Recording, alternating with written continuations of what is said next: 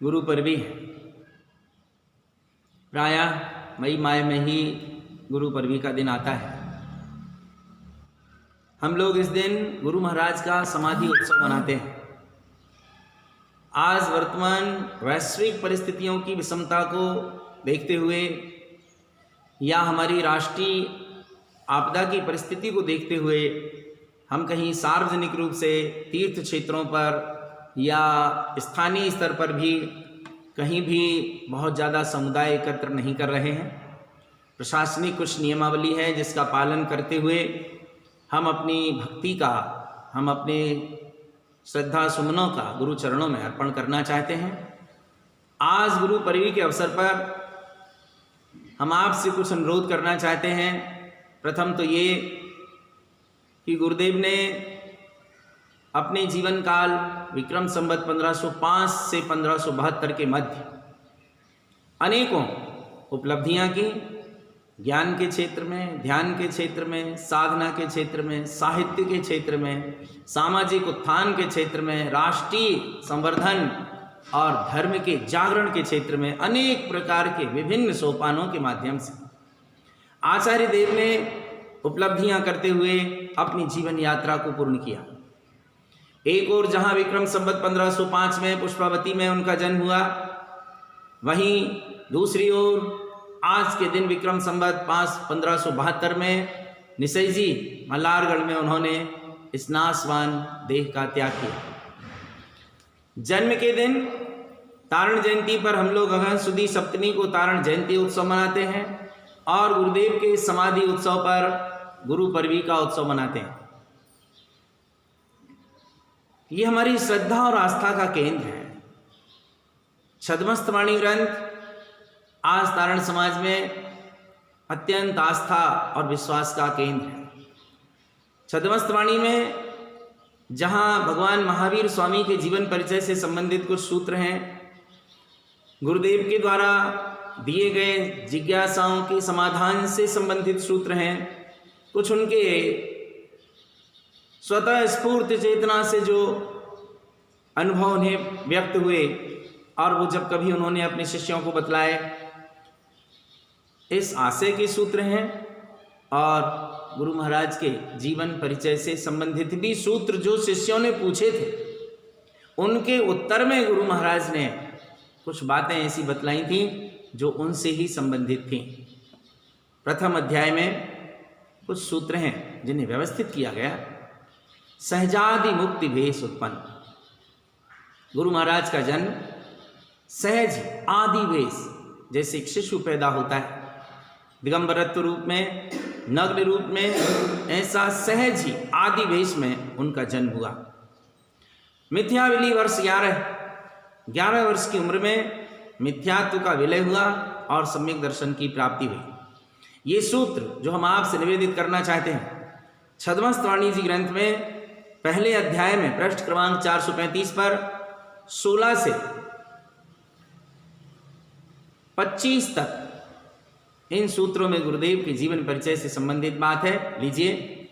मिथ्याविली वर्ष 11 वर्ष की उम्र में मिथ्यात्व का विलय हुआ।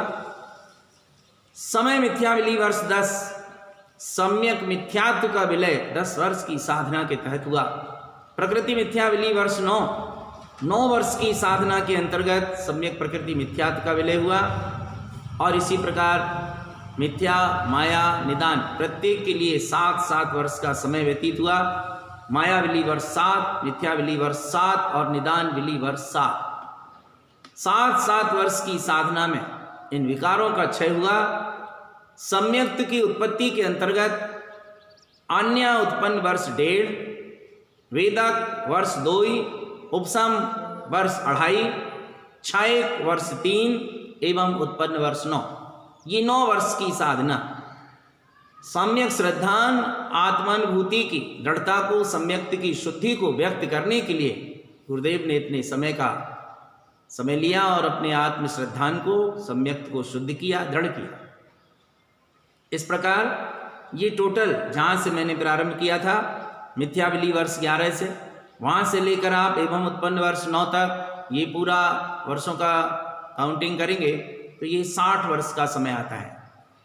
इसके बाद का जो सूत्र है, 60 वर्ष के बाद उत्पन्न भेष व सद्य सहनम, वही भेष उत्पन्न हुआ जो सहजादि मुक्ति भेष उत्पन्न, जिस वेश में जन्म हुआ था, नग्न निर्ग्रंथ दिगंबर, जिस वेश में जन्म हुआ था, 60 वर्ष में उत्पन्न वेश, वही वेश प्रकट हुआ। जिस वेश में जन्म लिया था उसी वेश को धारण कर लिया 60 वर्ष की उम्र में, और गुरुदेव निर्ग्रंथ दिगंबर वीतरागी पद पर प्रतिष्ठित हो गए, जिन दीक्षा धारण कर ली। उपसर्ग सहनम, उपसर्गों को सहन किया। शेष जो जीवन का समय था, वर्ष 6 मास 5 दिन 5 10, 6 वर्ष 5 माह 15 दिन, 60 वर्ष की उम्र में साधु हुए और इतना समय उन्होंने अपनी साधु पद की साधना में व्यतीत किया। तरह तरह के उपसर्गों को सहन किया, कर्म की निर्जरा की, और बीच का जो 60 वर्ष का समय था, जिन जिन बातों का उल्लेख इन सूत्रों में किया गया है, तो आपके मन में एक आशंका तो पैदा नहीं होनी चाहिए, किंतु एक जिज्ञासा पैदा हो सकती है कि अगर इन्हीं सारी चीज़ों को क्षय करने में और सम्यक्त को प्राप्त करने में ही सारा समय चला गया, तो बाकी की और साधना कब की उन्होंने? ऐसी जिज्ञासा आपके मन में पैदा हो सकती है। लेकिन एक बात समझ लें कि सम्यक दर्शन होने के बाद ज्ञान चारित्र की साधना साधक के जीवन में सहज ही वृद्धिगत होती चली जाती है और उसका समग्र जीवन अपनी आत्म साधना के लिए समर्पित हो जाता है, अध्यात्म साधना के लिए समर्पित हो जाता है। उन्होंने संपूर्ण जीवन अपने आंतरिक विकारों के परिमार्जन में, आत्मशुद्धि के जागरण में, श्रद्धान ज्ञान चारित्र की साधना में व्यतीत किया, और इस प्रकार विभिन्न सोपानों के माध्यम से 66 वर्ष 5 माह 15 दिन का समय गुरुदेव ने अपने आत्म साधना के लिए लगाया।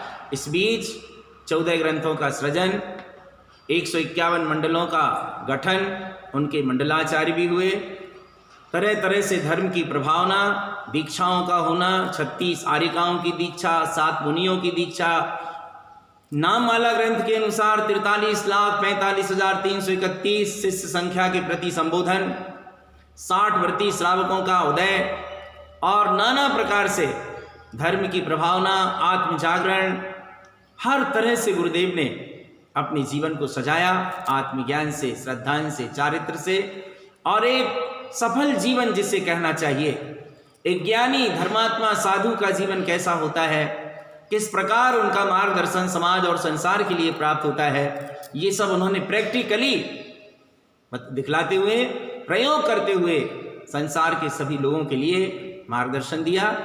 आत्मज्ञान पूर्वक आत्म कल्याण के मार्ग में चलने की हर व्यक्ति के लिए प्रेरणा प्रदान की और सबके लिए आशीर्वाद दिया। अनमोल जिन श्रेणी मुक्तिगामिनी, जिन श्रेणी की अनुमोदना करो, आत्म ध्यान में डूबो, अनमोल जिन श्रेणी कलन मुक्तिगामिनी, जिन श्रेणी की अनुमोदना करते हुए ध्यान में स्थिर होकर मोक्षगामी बनो, मुक्ति को प्राप्त करो।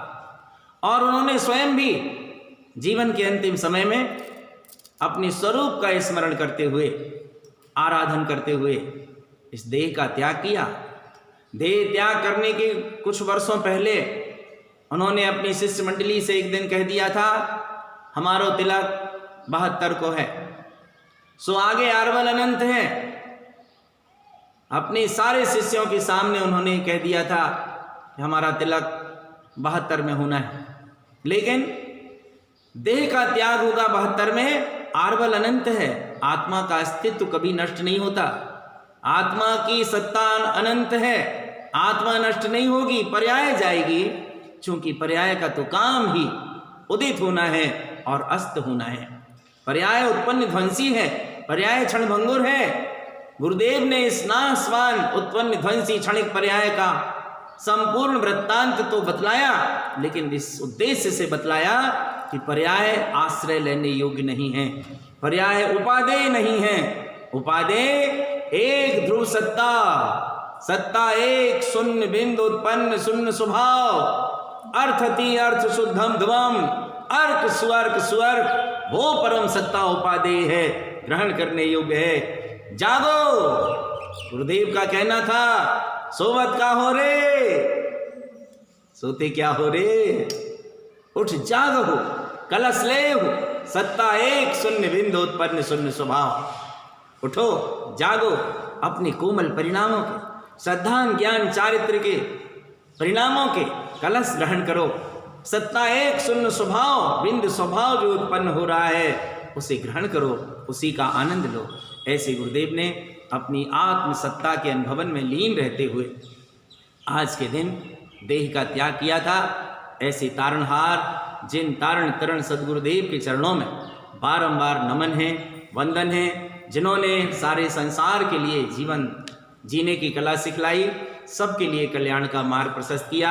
आज गुरु पर्वी के अवसर पर हम सब भी उनके बताए हुए मार्ग पर चलने का संकल्प करें, अपने अंतरंग विकारों का परिमार्जन करें, समाज, अपने व्यक्तिगत जीवन, अपने परिवार के उत्थान में चिंतन करें, एक सकारात्मक जागरण का मन बनाएं और गुरुदेव के समाधि उत्सव को सही रूप में सफल और सार्थक बनाएं। ऐसी सभी के प्रति बहुत बहुत शुभकामना, मंगल कामना।